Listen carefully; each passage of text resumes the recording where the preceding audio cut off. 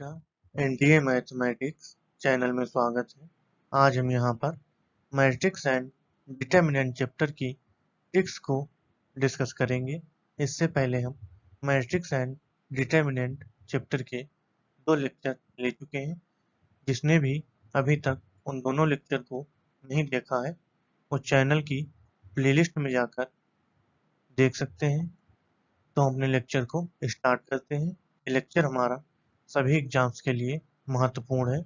जहाँ पर भी इस चैप्टर से रिलेटेड कोई भी क्वेश्चन आता है, यहाँ पे हम सबसे पहले कुछ कॉन्सेप्ट हैं उनको सीखेंगे और फिर इनके जो बेस्ड ट्रिक बनती है यानी क्वेश्चन बनते हैं उनको हम ट्रिक से सॉल्व करेंगे। तो इसको हम जल्दी से देख लेते हैं।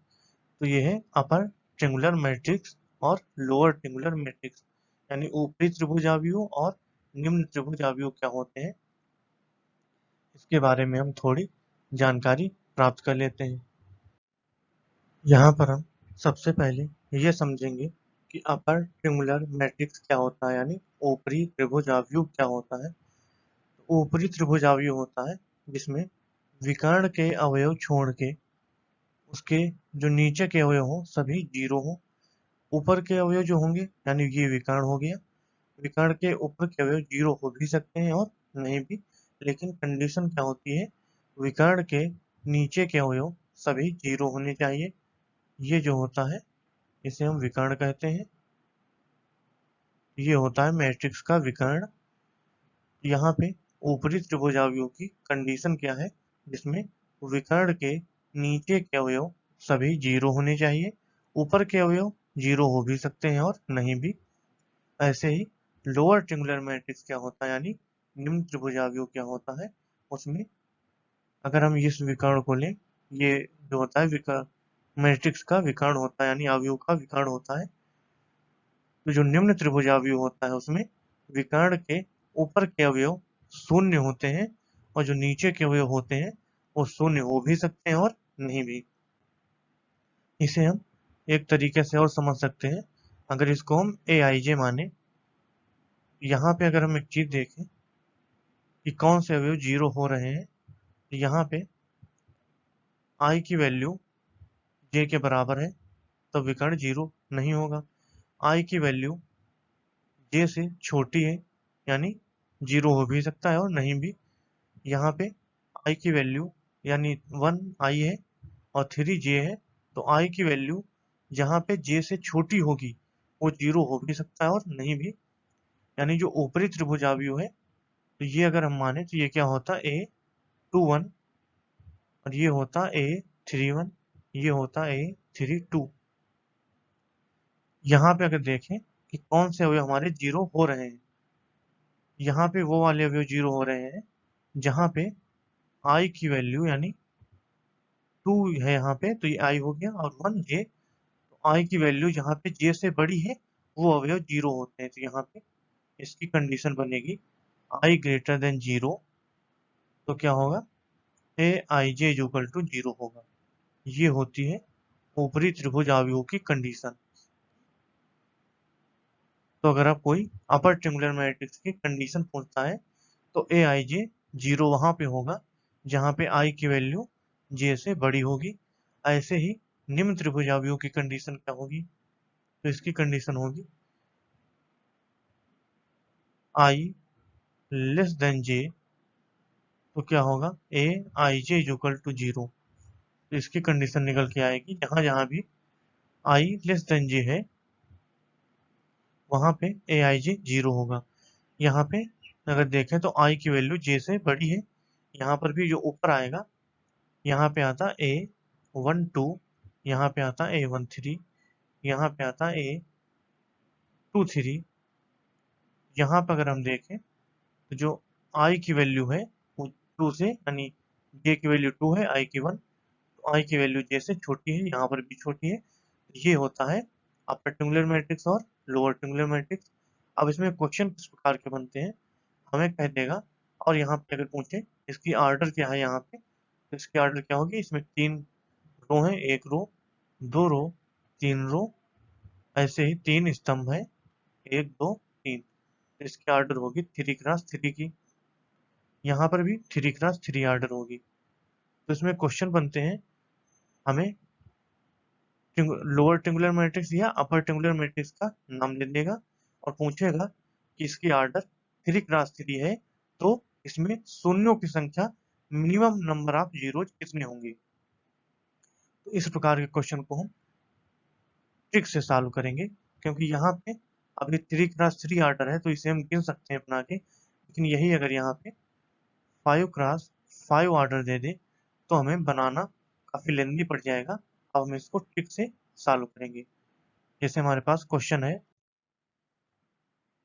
If matrix A is lower triangular matrix whose order is 5x5 then minimum number of zeros। यहाँ पे हमसे कह रहा है यदि अवयव ए निम्न त्रिभुजावयव है जिसका क्रम 5x5 है तो शून्यों की न्यूनतम संख्या है। यानी यहाँ पे जो निम्न त्रिभुजावयव है इसकी हमें ऑर्डर दे रखी है और ऑर्डर क्या है 5x5। यहाँ पर अगर हम इसको सॉल्व करें वो ब्रैकेट बना के तो काफी लेंदी हो जाएगा, इसको हम डायरेक्ट ट्रिक से सॉल्व करेंगे। तो इसकी ट्रिक क्या है, तो इसमें हम क्या करेंगे, सबसे पहले जो ऑर्डर दे रखी है ये हमेशा सेम नंबर होंगे दोनों जगह। यहाँ पे हम क्या करेंगे, सबसे पहले जो ऑर्डर दे रखी है वो लिखेंगे, उसमें एक माइनस करेंगे तो आएगा 4, डिवाइड बाई 2 कर देंगे। यहाँ पे आएगा 2 2 जा 4, तो यहाँ पे आएगा 10।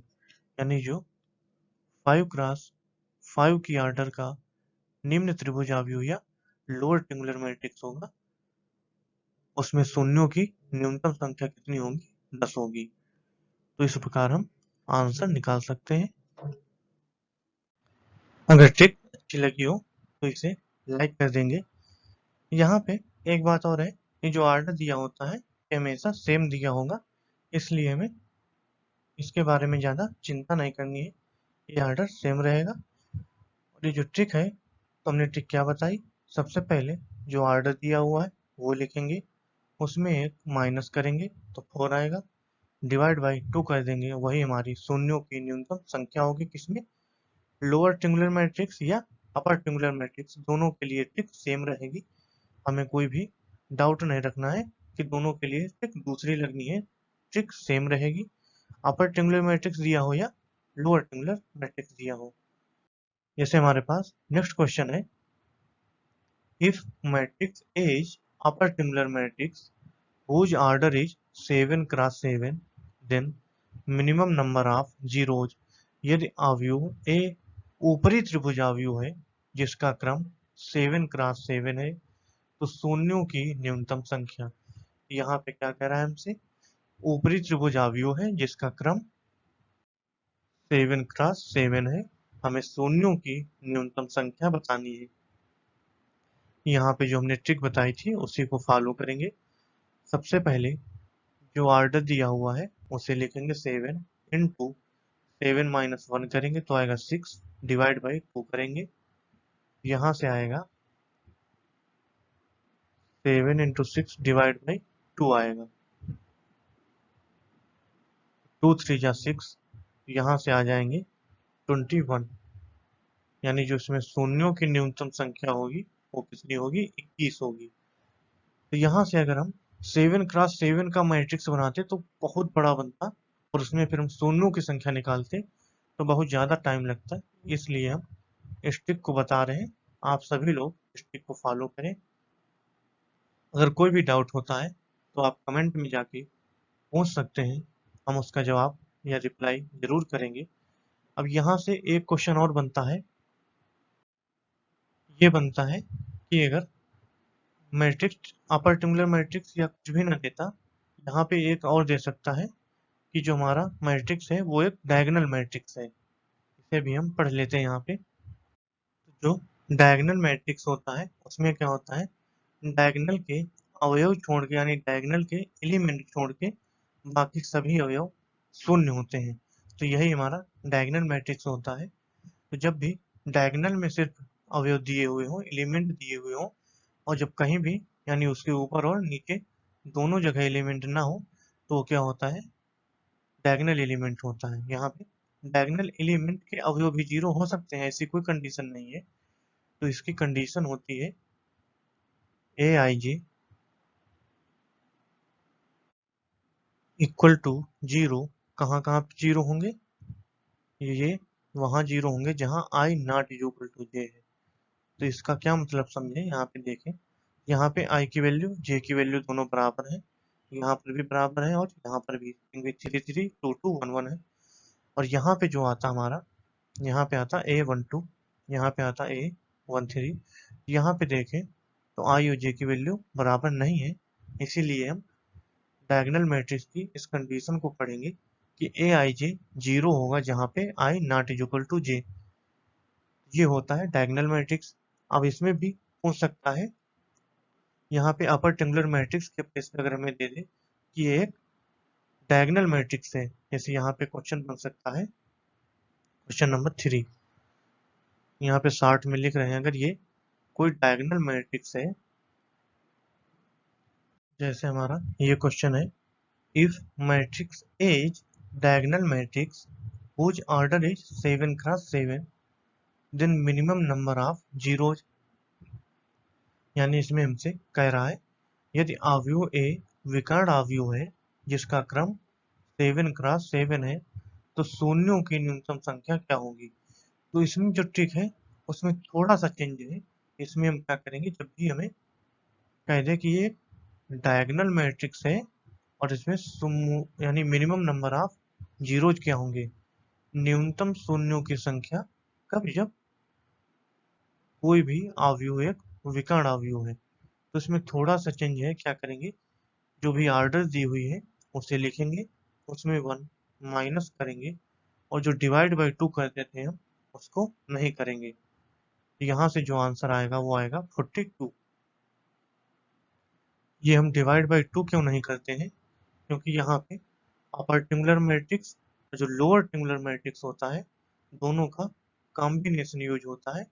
इसीलिए अगर हम यहाँ पे यूज भी करें तो जो डायगोनल मैट्रिक्स होता है इसमें ऊपर के भी वही जीरो होते हैं और नीचे के भी।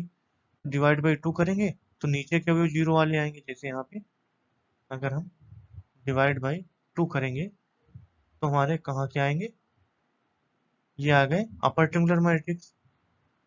फिर हम जब एक बार डिवाइड करेंगे तो हमारे आएंगे लोअर ट्रायंगुलर मैट्रिक्स के। लेकिन हमसे पूछा जा रहा है डायगोनल मैट्रिक्स के, तो हम क्या करेंगे, दोनों को ऐड करेंगे। तो ऐड करने पे जो हमारा आंसर आएगा वो आएगा 42। इससे पहले हमने यहीं पे ऐड कर लिया दोनों को, और ये जो टू टू था ये कैंसिल हो जाएगा, इसीलिए हमारा जो आंसर आएगा 42 आएगा। ये जो डायगोनल मैट्रिक्स वाला क्वेश्चन है इसको हम ध्यान से रखेंगे। अगर लेक्चर अच्छा लगा हो तो इसे लाइक करेंगे, दोस्तों के साथ शेयर भी करेंगे और चैनल को सब्सक्राइब जरूर कर लेंगे।